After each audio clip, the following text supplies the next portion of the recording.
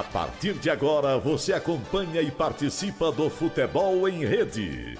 O melhor do futebol e dos principais esportes com Luiz Carlos Quartarolo, Fábio Seródio. Meus amigos do Futebol em Rede Entrevista, estamos de volta aqui no YouTube, na UTV, nas nossas redes sociais, eu e Fábio Seródio, todas as terças-feiras, às 8 horas da noite, 20 horas também vale para você ver uma matéria nova, inédita, a gente coloca no ar para você, nessas redes sociais e principalmente no YouTube também.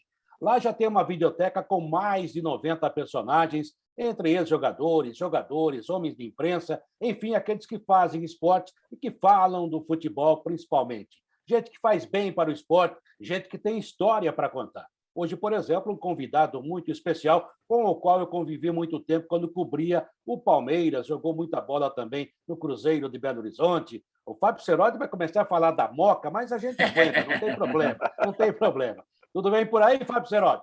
Tudo bem. Olha, é difícil até apresentar, porque ele está exatamente igual quando jogava bola. Está certo, ele é um pouco mais novo do que a gente, mas ele está conservadíssimo, o seu Gilberto Carlos do Nascimento. Ele que jogou no Clube Atlético Juventus, aliás, começou a carreira por lá. O Zé Ferreira, o Zé da Farmácia, falava que era bom jogador e que não ia vender para ninguém. Tiveram que dar um jeito e emprestar para o Cruzeiro. Também jogou no Palmeiras, jogou no Cruzeiro, no Internacional, no Japão. Tem muita história legal para contar. Ele que nunca derrubou o suspensório do ônibus elétrico na Rua dos Trilhos. Viu, Quartarolo? Pode fazer a primeira pergunta para o seu Betinho. Olha, Betinho, é impressionante te ver, porque há muito tempo eu não falava com você, não via apenas em foto, em algumas entrevistas por aí, mas você está muito idêntico à época que você jogava, o que é muito legal, né? O homem está tomando o elixir da juventude, né? O que é muito legal também. E foi um grande jogador de futebol. Você falou do José Ferreira Pinto, o Juventus, é claro que de uma maneira até carinhosa, né? O Zé Ferreira não queria que ele saísse e atrasou um pouquinho a carreira dele. Essa que é a verdade. Ele teve propostas para sair várias e várias vezes. Betinho, tudo bem com você? Prazer em revê-lo. Obrigado por atender o convite do nosso grande Frederico Batalha e estar conosco aqui nesse Futebol em Rede Entrevista, que esse é o nome, Futebol em Rede Entrevista. Mas, na verdade, é um bate-papo de velhos amigos, histórias para contar e a gente para conhecer um pouquinho mais do que você vem fazendo. Obrigado por nos atender. Tudo bem, Betinho? Conta a sua vida atual para a gente aí. Eu que agradeço, Luiz Quartarolo, Fábio Serotti, né, de a gente estar aqui hoje, nesse momento, podendo bater esse papo, né, e principalmente relembrar histórias, né, lá do passado, do nosso querido Juventus, Palmeiras, né, que eu também tive. Infelizmente não conseguimos sair da fila, né, no período que eu tive lá, mas também foi uma grande passagem, né. Hoje eu estou como treinador, né, inclusive por coincidência, quando eu conversei com o Frederico, né, eu estava em São Bernardo, né, na minha casa. Hoje eu estou em Juazeiro da Bahia. Vou disputar a pré-seletiva da Copa do Nordeste aqui pelo Juazeirense. Oh, legal. Parabéns, boa sorte para você. Já temos mais um time para torcer, hein, Fábio Seródio? Porque a gente, na verdade, no futebol, a gente torce pelo time da gente e pelos amigos, não é verdade? É verdade. E ainda mais na Bahia, eu acho que nasci na Moca, mas eu sou meio soteropolitano de alma, então gosto de tudo que acontece na Bahia. Agora, Betinho, é o seguinte, a gente está falando do Juventus, eu brinquei aqui de tirar o suspensório do ônibus elétrico, mas, na verdade, me contou o Roberto Aquinar que você começou no Corinthians, que os caras não queriam você no Corinthians, por isso o Juventus pegou você, é verdade? Na verdade, assim, ó, eu entro no Juventus com 17 anos, né, em 83. Antes disso, eu fiz teste no Corinthians, no Palmeiras, no São Paulo. Não foi só o Cafu que recebeu alguns não. Eu também tive esse privilégio, né? Eu estou desconfiado que ninguém entende de futebol nas bases aí. E aí, eu estava disputando um estadual em Americana, né, em 83, com uma equipe amadora de São Bernardo do Campo, que era o Tipicar, que se chamava na época. E nesse torneio estava o Juventus, Guarani, Ponte Preta, né? E a nossa equipe chegou à semifinal contra o Juventus. Eu fui um dos artilheiros dessa competição, junto com o jogador do Guarani. E após a competição, o treinador, o Borracha, na época, né, que era o treinador do juvenil, me chamou para que fosse para o Juventus, né? Então, quando eu fui para o Juventus, aí eu não precisei mais passar em peneira, né? Isso foi o facilitador. Ô Betinho, eu falava no início, e essa sua carreira também é muito bonita nesse aspecto, né? Como tantos, né? Você lutou para chegar e você jogava tão bem no Juventus. Né? Quando o Juventus enfrentava os times grandes aqui em São Paulo, era um inferno para São Paulo, Palmeiras, Corinthians, principalmente, para o Santos. O Juventus era um time que incomodava e que era, vamos dizer, o segundo time de todos nós, junto com a Portuguesa. E você jogava muita bola e chamava atenção. E eu no início falei, né? O Zé Ferreira Pinto não queria negociar você. E toda temporada alguém queria o Betinho, vários times querendo o Betinho. Como é que era essa convivência? Porque a gente falava, será que o Betinho esse ano vai embora? Será que ele vai para outro time, o chamado time grande? Você lembra desse momento seu? E até você dava entrevista, falava, eu estou aqui, né? A proposta aparece, mas o homem não quer vender. Ele gostava muito de você, é verdade. Mas atrasou um pouquinho sua vida, não foi, não? Na verdade, Quartarolo, foi o seguinte, né? O Haldinei, ele foi vendido para o Porto, acho que, se eu não me engano, 86, 87, né?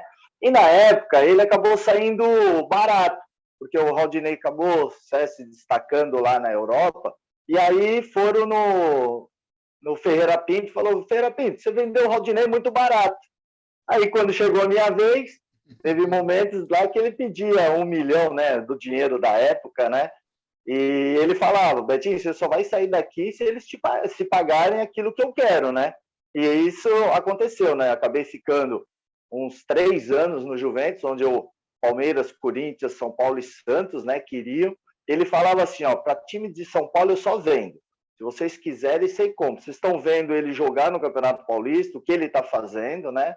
Em 88, pelo Juventus, eu sou convocado para a seleção brasileira no amistoso na Bélgica, né? O Carlos Alberto Silva era o treinador. E para o Cruzeiro ele emprestou, porque era um outro estado e era uma possibilidade de abrir mercado, né? Mas eu ficava chateado, né? Porque, estava no Juventus, fazia aqueles trabalhos todos, na expectativa, daqui a pouco eu estou no Palmeiras, no Corinthians, no São Paulo, porque realmente havia esse interesse, né? E era explícito esse interesse. Mas eu falava, né, também pensava, né, tudo tem seu tempo e nunca deixei de trabalhar no Juventus, né? Por isso que depois as coisas foram acontecendo. Craque sempre foi perseguido no Juventus. Eu, por exemplo, joguei no juvenil lá, e aí o Robertão sumiu com a minha, porque a gente era federado pelo Juventus, tinha uma carteirinha. Isso. Aí o Robertão, de sacanagem, sumiu com a minha carteirinha, pensando que eu ia para o Paris Saint-Germain, mas não era isso, né? Agora, o Betinho, você foi para o Cruzeiro. No Paris Saint-Germain, hein? O Betinho, você foi parar no Cruzeiro, e no Cruzeiro você tem uma história muito bonita. Você foi campeão mineiro, foi campeão daquela Supercopa Libertadores da América. Aliás, por falar Cruzeiro, hoje em dia, os caras olham e falam assim, não pode ser. O Cruzeiro da Série B, naquela época, é um timaço. Tinha, além do Betinho, aquele time, tinha o Renato Portaluppi, o Renato Gaúcho, que era o técnico do Flamengo. Aliás, na decisão do Campeonato Mineiro daquela época, 1982, o Renato começou a falar muita besteira e teve que provar em campo que fazia o que falava, Betinho? Na verdade, foi em 92, né? Esse foi a minha terceira passagem pelo Cruzeiro. Eu tinha ido emprestado em 88. E o Carlos Alberto Silva, na época, ele era treinador da seleção e do Cruzeiro, né? Então, quando eu fui para a seleção, no retorno ao Brasil, ele me levou para o Cruzeiro. Aí eu trabalhei lá em 88. Depois eu volto para o Juventus, faço o Campeonato Paulista de 89, volto para o Cruzeiro de novo para disputar o Brasileiro. E depois eu saio, né? Quando eu vou para o Palmeiras em 90, saio do Palmeiras, eu vou em 92 para o Cruzeiro. E aquela equipe foi uma das melhores equipes tecnicamente que eu joguei, né? O Jair Pereira era o treinador, na época eu tinha trabalhado com ele no Palmeiras, né? Então era o Paulo César, o goleiro, né? Que tinha jogado na Portuguesa, Paulo Roberto, do Grêmio, Luizinho, zagueiro da Seleção Brasileira, Adilson Batista, né? O quarto zagueiro, e Nonato. Aí tinha Douglas, Luiz Fernando, você. Boiadeiro, eu, que fazia na época um ponta falso, né, pelo lado direito, Renato Gaúcho e Roberto Gaúcho. esse time, tecnicamente, era impressionante, né? E a fase do Renato era excepcional. E aí, na final do campeonato, era contra o América Mineiro, né? E no ano anterior, acho que o América tinha eliminado o Cruzeiro na semifinal, coisa, e deu, né? Disse que me disse lá. E aí o Renato falou, não, aqui quem manda é a Raposa, aquela coisa toda do Renato. E aí, na final, ele vai e detona os caras mesmo, faz gol, manda a torcida ficar quieta. Ele era um cara diferente lá na frente. Ele prometeu gol e show. Deu gol e show, viu, Quartarolo? Exatamente. Ele fez o gol nos 2 jogos da final. Ele era um jogador excepcional, um jogador extraordinário. Né? Não dá nem... Aliás, o time que ele colocou aí hoje seria a seleção brasileira, né? Porque olha os nomes que ele colocou. Esse Roberto Gaúcho, ponta aí, era para ter sido até mais do que foi, porque realmente era um grande jogador. Depois andou por aí. As carreiras vão se desencontrando ou encontrando. E vou cometer uma inconfidência com vocês. Você já percebeu que isso aqui não é uma entrevista, né? Um papo de amigos, né? Legal. O Carlos Alberto Silva, que eu adorava o Carlos Alberto Silva, falecido Carlos Alberto, técnico vencedor, um cara que tinha um olho clínico para o futebol, né? E que foi seu técnico. Ele me disse uma vez, não sei se foi nessa sua primeira passagem ou nas outras pelo Cruzeiro, que você ficou lá na concentração ou num hotel em Belo Horizonte com um jogador chamado Careca. Mas não confundir com o Careca do Guarani. O Careca, que era um altão, moreno, jogava muita bola. Sim. Você falou assim uma vez, olha, eu dormia no mesmo quarto que o Careca, mas eu nunca vi o Careca vir dormir aqui, nunca vi o Careca dormir. O cara não dormia, Betinho. Era impressionante, né? Ele tinha subido da base do Cruzeiro, né? E fez, dentro do profissional, começou a se destacar, um cara muito forte. O Mineirão, na época, né? O gramado era desse tamanho, né? Ele arrastava os caras, né? Tinha muita força. E aí, na verdade, era uma casa do atleta, do profissional. Ficou eu, lateral direito, Dinho. Esse era o quarto, eu e o lateral. Aí o Careca tinha um quarto sozinho, o Roberto, o Carlos e o Éder, 2 em outro quarto. O Careca ficava no quarto sozinho. Aí o que menos você via era dentro do apartamento, né? Porque era só festa, toda hora estava na rua. Só que em campo ele estava resolvendo, né? Então o Carlos Alberto meio que fazia vistas grossas. Mas era impressionante. Toda noite o homem saía e depois ia treinar com a mesma força. Você lembra do Careca, o Serodi? Era um cara alto, jogador de seleção até. Tinha muita qualidade, né, Betinho? Tinha muita qualidade. Eu só não conhecia a história dele dormir, né? Mas... ele não dormia, né? Não dormia. Não, mas que é um jogador desse tipo, como falou o Betinho, dá a impressão que ele é um jogador só de força. Mas ele tinha muita qualidade, né? Poxa, quando ele chegava na frente do gol, era um inferno. E esse também devia ter tratado um pouco mais a carreira dele, que seria um jogador excepcional, extraordinário. Né? Tinha muita força e técnica, né? Ô, Betinho, você falou dessa época do Cruzeiro, 92, eu até errei, falei 82, 92. Vocês também foram campeões. Tinha tal da Supercopa Libertadores, que envolvia todos os campeões da Libertadores, e vocês foram campeões com a mesma formação em cima do Racing. Você lembra? Lembro. Você lembra assim, quem que jogava no Racing? Agora, de nome, não lembro. Quem que era? Agora eu vou ter que pegar a minha ficha aqui inteira. O time de vocês eu copiei, do Racing. Tá bom. Não, tranquilo, ele quis te pegar e dançou, Betinho. Tá vendo? Não dá, um craque não dá para vir a bola debaixo das pernas, que você leva 2, né? Eu lembro do time, né, que nós jogamos, que foi super vencedor. Mas, para mim, essa competição foi, assim, não tem como esquecê-la, que foi a primeira competição internacional, né, saindo do Brasil, que até então era a Juventus. Joguei ali no Palmeiras. O Palmeiras ainda nós tivemos na Euroamérica, que foi também um torneio que nós ganhamos, né? Eu tive a felicidade de fazer gol contra o Stuttgart, inclusive. Mas essa competição, nós estreamos contra o América de Medellín, o Nacional lá de Medellín, né? E Atlético quando nós Nacional. chegamos... Isso, Atlético Nacional. A gente chega no hotel, do aeroporto até o hotel, nós fomos escoltados pela polícia, né? Porque na época o tráfico era muito forte, né? Tinha o Pablo Escobar e tal. Então, assim, é um clima muito tenso. Da saída do aeroporto, chegar no hotel, fazer o jogo e retornar. Essa foi uma situação. A outra, nas quartas de final, nós pegamos o River Plate, que no ano anterior o River tinha eliminado o Cruzeiro nessa Supercopa aí, né? E deu briga, saiu confusão. Aí nós ganhamos o jogo em casa, 2-0, fomos na Argentina jogar, pô, com resultado bom. Eu sei que, ó, vai chegar no estádio, o ônibus parou longe, né, do estádio, do vestiário, a torcida batendo no ônibus e tal. Os soldados fizeram um corredor só e a gente apanhando da torcida até chegar no vestiário, rojão, pedra. Foi uma coisa assim impressionante. Nós fomos lá, perdemos de 2-0, o juiz conseguiu arrumar 2 pênaltis lá em 5 minutos e ganhamos nos pênaltis. A final contra o Racing, depois, a gente passa pelo Olímpia e vai para a final. Aí nós já imaginamos, putz, se a gente não fizer um placar aqui em casa, nós vamos sofrer as mesmas coisas que sofremos lá contra o Racing, né?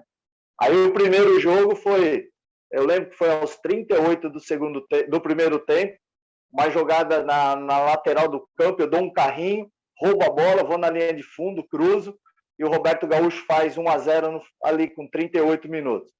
Aí no segundo tempo a gente volta, eles tiveram um jogador expulso, fizemos 4-0. Depois, o segundo já foi bem já lá no final. Mas aí fizemos 4-0, meio que garantimos o título, né? Fomos lá, não sofremos, mas perdemos o jogo de 1-0. Até o juiz falou assim, arrumou um pênalti lá e falou, é melhor eles ganharem, que tá tudo para vocês saírem daqui tranquilo, né? Mas foi uma baita de uma competição.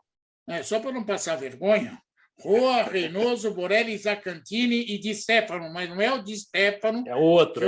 Do quarta época do Quartarolo. Esse é um genérico. Costas, Mastossas, Guendulain, o Rubem Paz, que todo mundo conhecia, Cláudio Muito Garcia, o Graciani, atacante.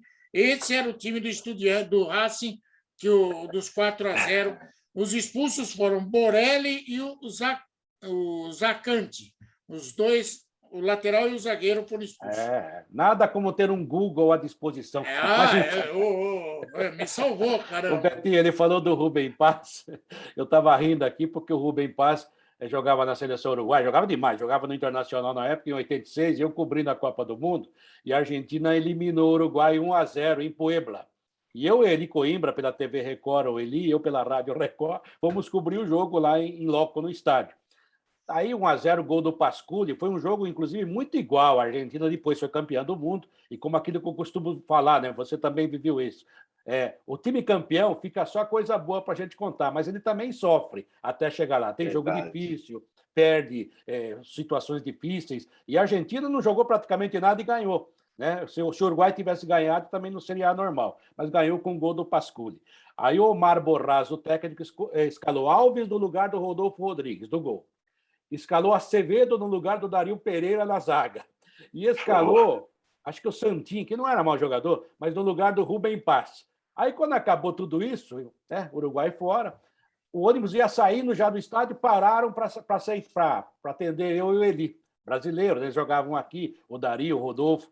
Aí eu pergunto para o Rubem Paz, por que você não entrou nesse time? Você nem jogou? Ele falou assim, porque o meu técnico é muito burro. Atrás dele estava o técnico.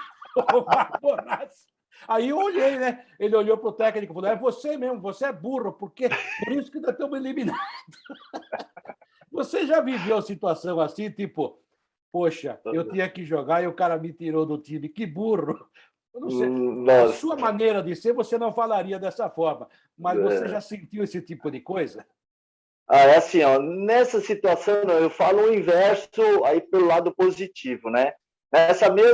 Nesse mesmo período no Cruzeiro, Jair Pereira, então era assim, ó, essa equipe que jogou a Supercopa, nem todos iam para o estadual. O estado de Minas é grande, jogar em Andrada é 14, 15 horas de viagem de ônibus, né, na época. Então, só ia alguns, ia eu, Luiz Fernando, né, os minhoquinha, que fazia a Supercopa e o estadual, né? Então, praticamente, eu joguei todos os jogos, né, naquele período. Aí chega no primeiro jogo contra o América da final, no primeiro tempo, eu não estava legal mesmo. E o jogo acho que estava 0-0, 1-1, aí o Jair me tira no intervalo. Eu fiquei puto comigo, né? Porque, era uma final, e aquilo, né? Eu saio do Juventus, né? Tô lá no Cruzeiro, o que eu mais quero é permanecer, né? E aí acontece essa situação. Aí eu falo, eu fiz uma coisa errada, que eu até falo para os meus jogadores. Eu fui embora, eu fui para casa. Né? Eu não fiquei no estádio para ver o segundo tempo do jogo, né? E aí o Renato faz mais 2 gols, a gente ganha de 3-2. Aí na reapresentação, o Jair Pereira, pós o treino, quero falar com você. Eu, só fiz aquela massagem, não sei o quê, exarpei, fui para casa de novo. Eu falei, não vou conversar com ele, não. Aí no outro dia de manhã, quando eu fui subir na balança para pesar, era o treinador de goleiros que ficava lá anotando, falou, Betinho, antes de você se trocar, já pode ir lá para a sala que o homem quer falar com você. Eu falei, agora não tem jeito, né? Agora deixa eu ir lá para ver. Eu falei, vixe, vou tomar uma dura, né? Um esculacho e talvez nem jogue o último jogo da final. Aí eu chego lá, bom dia, professor, bom dia. Aí ele falou assim, você está com algum problema? Eu falei, não. Eu queria falar com você ontem, não consegui. Não, professor, eu tinha uma programação já, não tinha que ser rápido, né? Deu uma desculpa. Aí ele falou assim, você quer jogar domingo? Eu falei, quero. Então, se concentre numa coisa, você é o cara mais importante dentro do meu time. Taticamente, você faz coisas que nenhum daqueles atletas, Renato, Roberto, Boiadeiro, fazem. É você e mais 10. Vai lá e jogue. Só sei que no jogo... Aí, pô, tudo que eu queria ouvir, né? Aí só sei que chega no jogo da final e eu arrebento. Os 2 gols que acontecem, um eu cruzo, o Renato faz. Na outra, eu deixo o Renato na cara do gol, ele rola para o Roberto. Ganhei todos os prêmios que tinha naquele dia lá. Aí que eu falo, né, que hoje eu, como treinador, eu procuro fazer isso, né? Trazer confiança para o atleta, né? Para ele poder render o que sabe, né? Não foi bem diferente do Paz, né? O Jair Pereira o Rubem Paz já estava fora da Copa mesmo, e o Omar Borraza... O Jair Pereira não, o técnico que foi campeão no Corinthians, deixou o Vicente e Matheus esperando para o dia inteiro para falar com ele. Aprendeu com o Betinho. Bom, Betinho, já que você me deixou cair do cavalo, que eu fui fazer a pergunta e não tinha anotado o time do... Eu vou encher teu saco. Eu vou falar o nome de uns caras e você vai me dizer que time é esse e foi campeão do quê? Nossa. Chiquinho, Paulo Roberto Chocolate, Barbiroto, Nelsinho, Reinaldo Xavier, Nenê, Gatãozinho, Rocha, Claudinho, Betinho. Esse time foi campeão do torneio início, de 86. Clube Atlético Juventus. Tava lá, Seródio. Esse time do Juventus, né? Era o Candinho, o treinador na época, né? Então tá subindo eu, o Raldinei, né? Que depois ele acaba saindo, o Sérgio Soares também. E esses caras aí, Juninho, Rocha, Heriberto, Gatãozinho, o que eles agregaram para mim e para o Sérgio, principalmente, né? Que a gente tava subindo, foi assim, eu agradeço demais ter vivido aquele momento, porque todos os jogadores que seleção brasileira, times grandes, né, de muita experiência, quando ia se fazer aquelas corridas longas lá de 6, 8, 10 quilômetros, né, até 8, vai, no profissional, os próprios jogadores profissionais não ficavam segurando a gente. Tipo assim, moleque, não vai passar a gente aqui, não. Eles, pelo contrário, eles falaram, pode ir lá na frente, porque dentro de campo nós vamos precisar da juventude de vocês, né, que vocês dentro de campo corram mais do que a gente. Então, assim, eu fui muito privilegiado na época de ter subido com esse time e aprendi demais.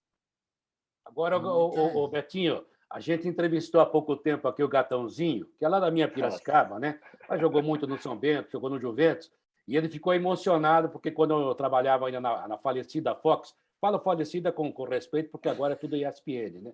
E continua sendo uma grande emissora. Tudo Mickey Mouse.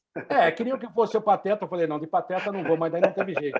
Eu queria ser o tio Patias para ter dinheiro. Brincadeira, eu tenho grande respeito, me deram uma chance maravilhosa, me ensinaram muita coisa lá, que eu sou um cara de rádio, de repente aprendi a fazer muita coisa em TV. E num dos programas eu falei do Gatãozinho, né? Falei que o Gatãozinho lembrava o Everton Ribeiro na maneira de jogar. Claro que guardadas de tanto que ele jogava, porque o Gatãozinho era para ter jogado em time grande, não time... Com todo o respeito ao Juventus, você está sabendo o que eu estou falando, até a sua carreira foi assim. E as pessoas não sabem o que esses caras que você citou jogavam. E naquela época tinha tanta gente desse mesmo nível que a gente não falava Gatãozinho na seleção brasileira. Porque tinha tanto, os outros eram tão acima, e com todo o respeito novamente. Então, quando você falou do Gatãozinho, eu me lembrei e fico emocionado, porque ele é um cara muito bom, muito boa gente, né? E ele falou, pô, Quartarolo, você me equiparou, me comparou ao Everton Ribeiro. Eu falei, Gatão, mas eu vi você jogar. O que você jogava era um absurdo. Eu tô louco ou era verdade, Betinho? Não, pura verdade, o Quartarolo. O Gatãozinho, ele já era um cara que pensava à frente, né? Canhoto. Ele, taticamente, né, para o time, ele era muito importante. Chegava na área, finalizava, deixava os caras na cara do gol. Um jogador que, assim, como você fala, devido a guardar as proporções, ele era diferente, sim. Era um cara que não se escondia do jogo, era um cara tático, altamente tático, cumpria ali funções que o treinador pedia e depois ainda colocava a sua qualidade durante o jogo, né? Eu até hoje também, eu tenho o contato dele, a gente se fala de vez em quando. Esse time aí dessa época do Juventus aí foi um ano excepcional, né? Só de lembranças positivas. Ô, Betinho, eu como sou da Moca, eu passei pelo infantil do Juventus, então eu sei a história do suspensório do ano, dos pombos amestrados, que só fazia cocô na cabeça do adversário, sabe? A concentração era uma casinha que ficava do lado da Rua dos Trilhos, lá, depois do estacionamentozinho. Não sei se... A coisa que mais se procurava naquela concentração era o orelhão. Não sei nem se existe ainda o orelhão, não, que ficava entre a cozinha e o alojamento, tinha um orelhão. orelhão E o canole. Eu estou falando isso tudo para você entender o quanto eu gosto do Juventus. Agora, que nem o Grafite não nos ouça. Deu raiva do Grafite, não deu raiva do Grafite? Inclusive, foi o meu último ano, né? Eu disputo como profissional, né? Eu começo no Juventus e encerro minha carreira no Juventus naquele ano, né? E o Brida era o treinador da época. E aí a gente vai fazer aquele jogo, o Brida resolve fazer as mexidas, acabou tirando os jogadores mais experientes, eu fiquei de fora, alguns outros jogadores ficaram de fora. E aí pior, né? Que nós ficamos do lado de fora sem poder fazer nada mesmo, né? Dentro daquele jogo, do jeito que foi. O Grafite faz 2 gols, a torcida do São Paulo bravo com ele pra caramba, para que ele não fizesse, né? Mas e caiu o Corinthians. Porque antes desse jogo, com 2 rodadas antes, tem Juventus e Corinthians no Pacaembu. E nós estávamos na frente do Corinthians, o Corinthians acabou se aproximando depois, que acabou ganhando 3-2, mas a história do jogo, 2-0 para nós, 2 gols do Wellington Paulista. No segundo tempo, o árbitro, não vou lembrar o nome do árbitro, ele expulsa o Itabu no lateral direito e dá um pênalti mandrake. E a gente acaba perdendo o jogo de 3-2. Porque se nós ganhássemos aquele jogo do Corinthians, não ia nem precisar o jogo contra o São Paulo. Que coisa, hein? O Betinho, o Fábio Serol tá só falando de Juventus porque ele é da Moca e porque você é da Moca. Mas vamos sair da Moca e vir aqui para o Palmeiras. Você viveu um momento no Palmeiras que eu achava um momento bom, mas era um outro momento. E parece que os deuses do futebol têm disso, né? Eles escolhem um time para ir bem durante um período e depois nem tanto. Agora é a vez do Barcelona pagar os pecados, né? Assim como o São Paulo está pagando. É incrível, a história do futebol tem isso, né? A década de 90 que nós vivemos juntos, né? Você como jogador, eu como repórter, o time era o Milan, né? A gente já imaginava que o Milan nunca mais ia acabar. Acabou. Acabou em termos, acabou aquele grande time. Os grandes times acabam. Está acabando. Se não fosse Ibrahimovic, já tinha acabado. Sim, mas aí que está. O Donnarumma não quis nem ficar lá. É uma referência, mas o clube é grande, é o Santos também. Infelizmente acontece. E isso é coisa sazonal, vai e volta. O próprio Juventus. O Juventus de hoje nem se compara ao Juventus do Betinho, né? Que era uma coisa maravilhosa, gostosa de ver. E daí você chega no Palmeiras e começou aquele zum. Eu cobri o Palmeiras, vem aí uma empresa. A Parmalat, porque a Parmalat, você viveu o começo da Parmalat. Eu quero saber como é que era internamente entre os jogadores quando começou esse zum. Talvez vocês até tivessem mais informação que a gente, tipo assim, vai chegar uma empresa aí, uma empresa italiana, vai fazer uma revolução no futebol, e acabou fazendo, né? E você fazia parte desse princípio, dessa situação. Como é que era isso? Então, até esse foi um dos motivos da minha saída, né, do Palmeiras. Porque o Palmeiras, ele não me comprou do Juventus, na verdade era um empresário, Gilberto Fagundes, não um empresário de futebol, né? Ele tinha construtor, Ele acabou me comprando no Juventus, levando o Palmeiras, porque ele era palmeirense, se dava muito bem com o Faquina na época, né? E sempre teve esse zum, né? O Palmeiras queria o Betinho. Então ele me compra no Juventus e me leva ao Palmeiras. Eu fico lá uns 2 anos e meio no Palmeiras. E aí, quando começa a surgir essa situação da Parmalat, né? Que ela iria assumir o Palmeiras, e no período também já de ia ter eleição, saiu o Faquina e assumiu o Mustafa bem nesse início, né? E aí ficou assim, quem não for do Palmeiras não vai permanecer. Então, no meu caso, né? Aí eu já fiquei balançado com essa situação. Tanto é que os 2 últimos jogos que eu faço é um amistoso contra o Parma e o outro contra a Lazio, né? A gente ganha do Parma, se não me engano, 2-0, 2-1, eu faço um gol, e contra a Lazio foi 2-1 e eu faço um gol também. E aí eles tinham me comunicado que eu não permaneceria mais no Palmeiras, porque a Parmalat iria trazer jogadores, né? E aí eu tive que sair no meio do ano, foi em julho, né?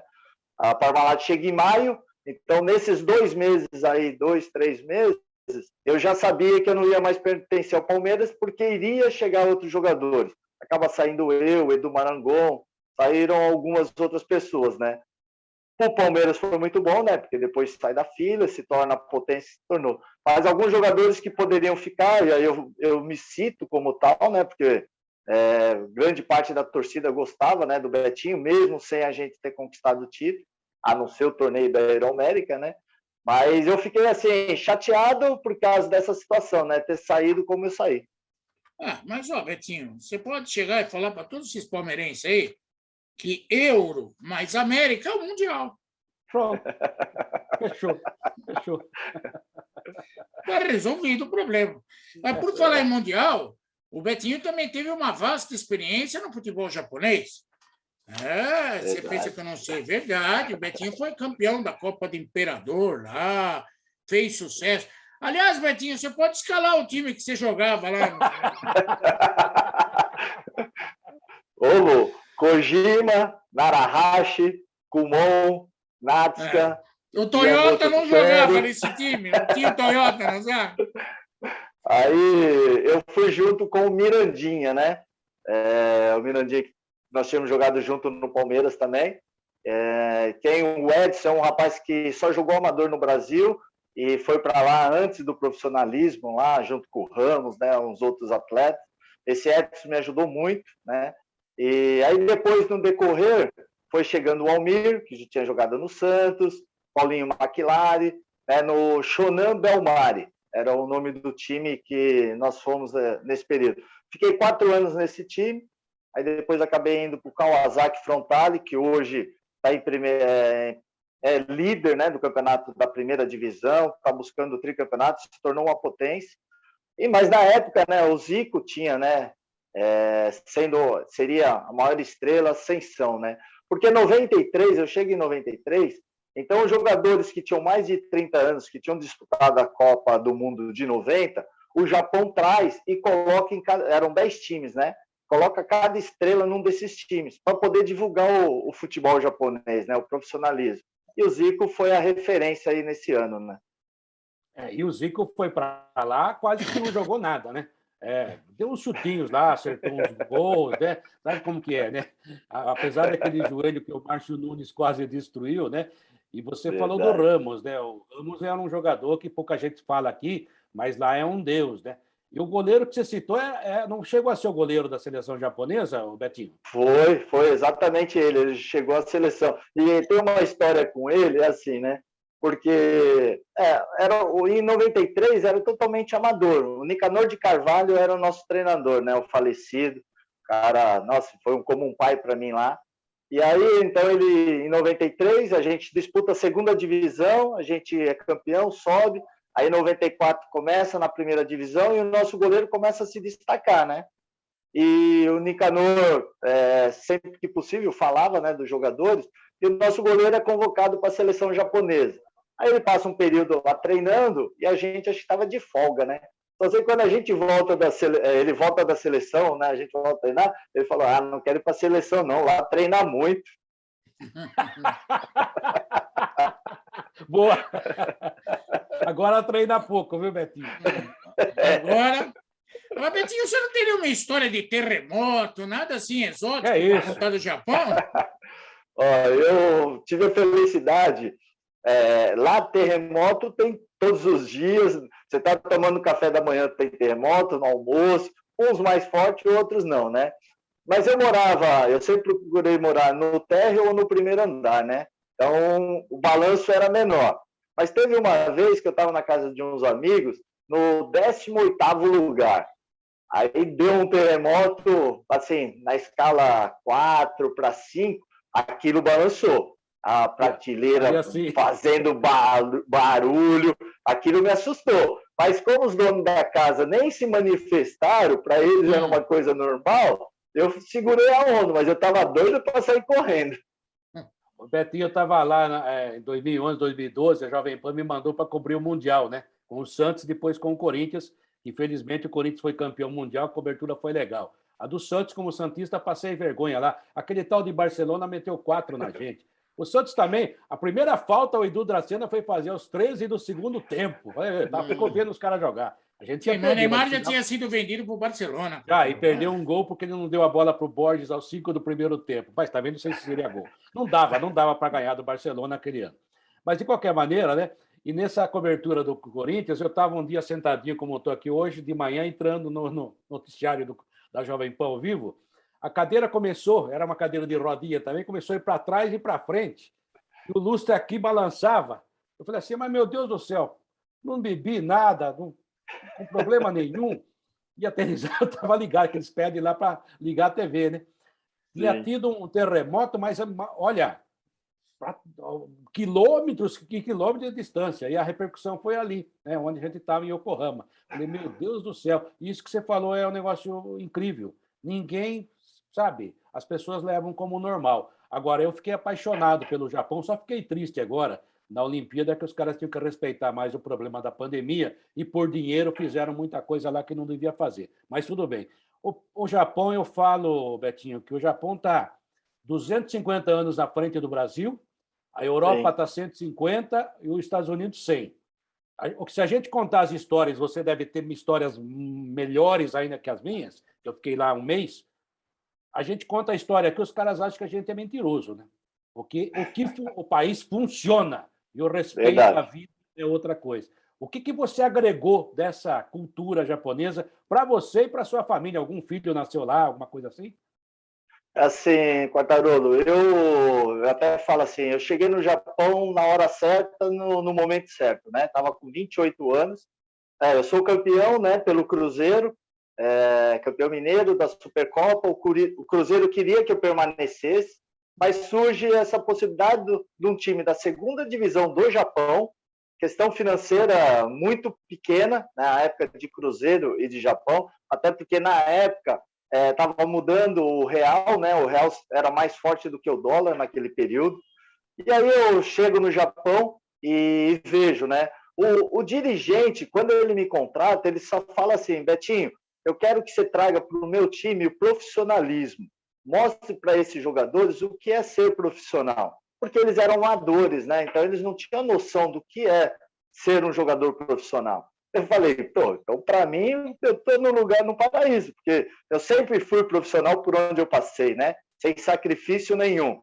Então, questão de respeitar o próximo, o respeito aos mais velhos, questão de horário, né? Porque, por que você não está naquele horário se todos estão lá? Isso é falta de respeito, né? Se todo mundo está lá, você também tem que cumprir esses horários. Assim, qualquer informação que você pedir, eles fazem de tudo para fazer com que você entenda, para que você consiga chegar no seu objetivo. Como você falou, tudo funciona. O trem vai passar às 8h07. É 8h07 que o trem passa, né? Não é 8h05, é 8h07, é 8h07. Né? O ônibus a mesma coisa. Você vai andar de táxi, não tem aquela coisa do cara ficar girando, né? Não, ele faz. Então, assim, isso é proibido dar gorjeta, né? Eles não gostam de receber gorjeta. Exato. Eles trabalham e querem receber pelo trabalho dele, só. Eu tive a felicidade de ficar 5 anos e meio lá, 4 anos no Belmário. E aí eu, né, nesse período todo, as histórias, as vivências que eu passei, meu filho, a minha filha tinha 1 ano, a Bruna, quando nós fomos para lá. Depois de 2 anos nasceu o Matheus. E aí minha esposa esteve aqui no Brasil e foi para lá. Eles estudavam em escola japonesa. Minha esposa Débora, ela era professora no Brasil, então dentro de casa ela ensinou o português para eles e fora eles agiam como japonês, falava como japonês, muitas vezes eram intérpretes da gente. Minha filha falava: mãe, você é burro, hein? Eles estão falando isso, isso, isso. Isso acontece aqui também, eu, quando eu vou viajar, minha filha vira intérprete, é uma loucura.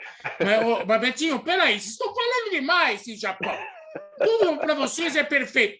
Quer ver? Betinho, no Japão tem canole? Não. Não tem canole. Mas se levar para lá vai fazer um sucesso. Meu vizinho japonês aqui falou para mim que no Japão nem pastel tem. Porque o pastel é chinês, né? Eles falam que é japonês, mas o pastel é chinês. Não é brincadeira minha. O Japão, nossa senhora, eu não conheço o Japão. O Quartarolo teve a oportunidade de conhecer, o Betinho viveu lá. Mas o Japão é um exemplo em muita coisa para a gente. Tomara a Deus que, pelo menos no aspecto cultural e educacional, a gente tivesse um pouquinho de japonês. Mas e aí? Só rapidinho, só em cima disso aí que você falou da educação, que eu falo que esse é o ponto principal, né? Que pena que nosso país é um país muito grande e aí a educação realmente é totalmente falha, né? Porque o que acontece? Como meus filhos vivenciaram a escola japonesa, então eu vivenciei muito lá. Deu o horário deles entrarem na sala de aula. Quando eles chegam, a carteira dele, o espaço onde ele está totalmente limpo. Então, quando ele for sair, ele tem que deixar totalmente limpo para que o próximo, quando for sentar, encontre limpo. Então, assim, eles aprendem as leis de trânsito. Se o pedestre colocar o pé na faixa, os carros têm que parar. Questão do idoso, o auxílio aos mais velhos. E se aprende de criança isso. Então, quando você vai crescendo, você não muda o seu comportamento. Você continua respeitando as leis, tal. Aí que eu falo, o Japão é um país pequeno, e aí tem essa situação da educação, que infelizmente aqui no Brasil a gente não consegue. Mas se a gente tivesse a oportunidade de saúde, educação, com certeza eu colocaria assim como a educação primordial. Se a gente conseguisse fazer com que todo brasileiro tivesse educação, a gente teria um país muito melhor. Perfeito, perfeito. Porque o povo é bom, né, Seródio? Verdade. E o Brasil, eu falo assim, não toco o Brasil por país nenhum. O Japão é excepcional, mas eu não troco pelo Brasil. Nem eu. Aliás, se eu tivesse dinheiro, eu investiria aqui, não fora. Não é offshore? É nem offshore. Não. O negócio é o seguinte, Seródio. O Betinho, você está falando igual o Tom Jobim. O Tom Jobim falava assim: Nova York é ótima, mas é uma merda. O Brasil é uma merda, mas é ótimo. Porque ele falava muito isso. Agora, Betinho, eu olhava para você quando você jogava, e me permita a comparação, se eu estiver errado, você me corrija. Você tinha uma mobilidade, uma desenvoltura em campo muito parecida com a do Zenon, né? Você só não batia falta como ele. Eu não considerava você também poucos batiam, né? Mas você batia muito bem. Olha o exagero, ele queria que você... Olha, Betinho, você tinha o passe do Pelé, mas você não acertava tanto quanto ele. Não, o Betinho ficava 2, 3 meses sem errar um passe, tá bom assim? Pô, tá ótimo. Mas ele não era um batedor de falta. Até chegava a bater, acho que sim. Me lembro que ele tentava bater, mas ele não era o Zenon, que era um especialista, né? Agora, como diz aí o Neto que fala isso, né? É uma ferramenta de precisão, né? O Zenon era um negócio absurdo. Mas a sua mobilidade em campo, como você flutuava entre várias posições, né? Eu lembro muito, eu comparo muito com o Zenon, porque o Zenon um dia me falou assim, Quartarolo, todo mundo fala que eu sou meia porque eu uso a 10, mas na verdade sou segundo volante, né? Ele era um homem que fazia o que falam hoje, que dizem que é moderno, box to box. Grande bobagem. E você tinha uma coisa que poucos jogadores hoje têm, na minha visão, veja bem, posso estar enganado, que é o cara descobrir o jogo dentro do jogo, ou seja, procurar caminhos dentro do jogo. Hoje o que eu vejo muito é assim, vamos nos dar como exemplo, né? O Seródio escalado lá na ponta direita. Ele fica lá. Se a bola chegar, ele joga. Se não chegar, não joga. Sabe? O cara tem que procurar o jogo. Não está dando aqui. Eu falei isso do Marinho, do Santos, que é um jogador, né, de um certo nível. Ele ficou o tempo todo na final da Libertadores num lugar só. Vai procurar o jogo. E você fazia isso com maestria. Acho até que não é gente que te ensinou. É coisa sua, de procurar o jogo, querer o jogo. Não tem mais jogador assim? Isso você aprende lá embaixo ou aprimora? Como é que é isso, Betinho? Assim, Quartarolo, eu também penso como você, né? O atacante hoje não pode fazer uma função só. Eu acho isso um desperdício, ainda mais pela qualidade. Aí você citou o Marinho. Ele não pode ficar só num setor do campo, se limitar a só fazer o boxe do boxe, só o corredor ali, né? Aí fica na linha lateral ali, né? Fácil de ser marcado. Exato. E aí você sabe que a característica principal dele é trazer para dentro para chutar. O Robin, né, lá o holandês, ele tem essa característica, mas ele fazia com muita perfeição. Nem todos têm essa qualidade, né? E virou essa mania, né, de os extremos, os pontas de antigamente, jogar com o pé trocado, só para trazer para dentro para bater. Pô, eu acho isso muito pouco mesmo. Então, assim, eu tive o privilégio, fisicamente, eu era um cara muito rápido e tinha uma resistência muito boa. Então, eu conseguia ser um jogador tático para o treinador, né? Eu era um meia-direita, ora eu era um meia-esquerda, era um ponta-direita, já joguei de centroavante falso e de ponta-esquerda, mas sempre fazendo não só a minha função. Eu procurava aparecer para o jogo e, principalmente, jogava muito nos espaços, né? Coisa que hoje todo mundo só quer a bolinha no pé. Pisar na bola aqui, tentar um drible curtinho, ou toca de lado, ou toca para trás. Então, eu tinha um prazer muito grande de fazer gol. Eu queria estar dentro da área para fazer gol. Eu era um meia, assim, em relação ao Zenon, o Zenon era o cara para deixar os caras na cara do gol e as faltas que ele batia, realmente. Eu já era diferente, né? Porque eu buscava o gol. O Renato Pé Murcho, no São Paulo, era um pouco isso, né? Que ele saía aqui de trás, chegava sempre ali na área, né? Eu vejo um pouquinho eu com a condição do Renato. Só que o Renato não tinha a velocidade que eu tinha, né? Essa velocidade, eu até falo, foi tudo questão de infância. Porque na minha infância, brincando na rua, dava volta no quarteirão, saía um para um lado, o outro para o outro. Quem chegasse primeiro ganhava. Então, brincando, eu ganhei velocidade e resistência. Ana Betinho, eu quero fazer uma pergunta para você sobre treinador. Afinal de contas, hoje você é treinador de futebol. É lógico que eu e o Quartarolo, a gente trabalhou durante tantos anos no futebol, sabe como que funciona num grande clube uma proposta para um treinador, o que agrega, o que não agrega. Isso faz parte. Eu não sou louco, mas eu sei, por exemplo, o que a Roma ofereceu para o Mourinho. Mas como é na base, como é no dia a dia da realidade do futebol? A Juazeirense, eu não tirou, levou por $1 milhão, com certeza. Não, mas se quiser pagar, a gente aceita, viu, Serol? Como que é? Como que funciona isso? O que faz convencer um cara como você, que é um jogador de futebol com história linda, que é um treinador, que está procurando cara ainda... Cara sério, aí aceitar um trabalho, por exemplo, no Juazeirense. Como que funciona isso? Assim, Serode... Nada contra a Juazeirense, hein? Pelo amor de Deus. Estou dando um exemplo. Não é só Juazeirense, tem um monte de outro clube por aí. Até porque essa campanha que a Juazeirense fez esse ano na Copa do Brasil surpreendeu, né? Esporte, Cruzeiro, perdeu para o Santos, mas deu trabalho. Mas assim, ó, eu não queria ser treinador. O Sérgio Soares é meu compadre, né? A gente se conhece desde os 15 anos de idade, é coisa de 30 anos de amizade. Meu vizinho aqui era, pelo menos. E aí ele seria o treinador e eu seria auxiliar dele. E foi assim, nós ficamos 5 anos juntos, né? Trabalhando no Santo André, no Juventus, no Barueri.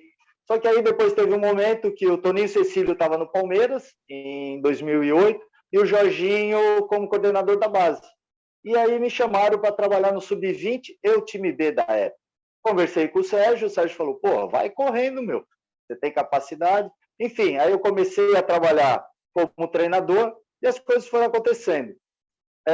Eu tenho uma carreira um pouco mais sólida de 2014 para cá, que eu vou para Sergipe, terra onde meu pai nasceu, inclusive, e aí eu sou bicampeão pelo Confiança, que hoje está na Série B, temos o acesso da Série D para a Série C, batemos na trave na época para subir para a Série B naquele ano. Aí eu rodo ali no Sergipe, no Itabaiana, que são as outras forças. Vou para o Frei Paulistano, um time pequeno de Sergipe, sou campeão sergipano com ele. O ano passado, agora, eu tive no Lagarto, time do Diego Costa, que está no Atlético, né? Nós fomos vice-campeões sergipano. Então, assim, eu estou um pouco aqui para cima, para o Nordeste, né? E aí apareceu essa situação e, principalmente, o gostar de estar fazendo o que eu faço hoje, como treinador. Porque eu tive o privilégio de trabalhar com grandes treinadores, né? Enio Andrade, Carlos Alberto Silva, Jair Pereira, Tele Santana, Carpegiani, enfim, e outros que eu, né, pelo caminho, Candinho. E de todos esses caras, eu fui pegando algumas coisas, né? E hoje eu sou um treinador. Eu tenho um perfil muito tranquilo, tenho um privilégio de falar que eu nunca fui, durante 20 anos, nunca fui expulso, né? Como jogador. Então, eu tenho o perfil de agregar, de fazer com que, no caso dos meus atletas, eles cresçam. E aqui no Nordeste, pô, isso daí é muito legal quando você vê jogadores que abraçam a sua ideia, e eu até brinco assim, eu como treinador, eu só preciso instigar você a querer melhorar. Se você melhorar no treino, você vai jogar melhor, as vitórias vão vir e as conquistas vão vir. Aí os caras vão falar, pô, esse treinador é bom, hein? É bom, é só o cara correr, é só o cara querer melhorar que as coisas acontecem, né? Eu tenho um exemplo claro, o Everson, que hoje está no Atlético Mineiro. Eu trabalhei com ele no Guaratinguetá, ele era o nosso terceiro goleiro lá. O Jailson, que hoje está no Palmeiras, era ele e o Saulo, né, os dois principais. Aí eu vou por Confiança, o Everson vai para o River do Piauí, aí eu convido ele para ir para Confiança. Aí, tanto é que ele fala, né, que ele trabalhou em todas as divisões, né? Então, quando você vê um cara como o Everson e outros jogadores também que passaram o crescimento, te dá uma satisfação tremenda e te motiva ainda mais a estar trabalhando. Então, eu venho para cá hoje, na Juazeirense, com esse objetivo. Nós estamos disputando a pré-seletiva, pode ser um jogo, como pode ser 4 jogos, né, para classificar a equipe para o ano que vem. E meu trabalho vai se resumir a isso, o presidente falou, se você conseguir a vaga, a gente conversa para você permanecer, se não, daqui a pouco eu volto para casa.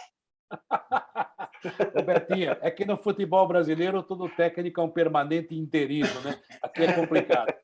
Agora, você me lembrou uma história, já estamos praticamente indo para o fim da entrevista, viu, Betinho? Como você viu, é mais um papo, mas o programa vai terminando. Você me lembrou o Raj, o romeno, que foi destaque, inclusive, no futebol europeu. E eu li uma matéria há pouco tempo que ele está trabalhando lá, treinando um time de 4ª divisão, né? Aí o pessoal foi lá entrevistar. Pô, Raj, você foi um jogador de destaque, jogou aqui, jogou ali, em times grandes.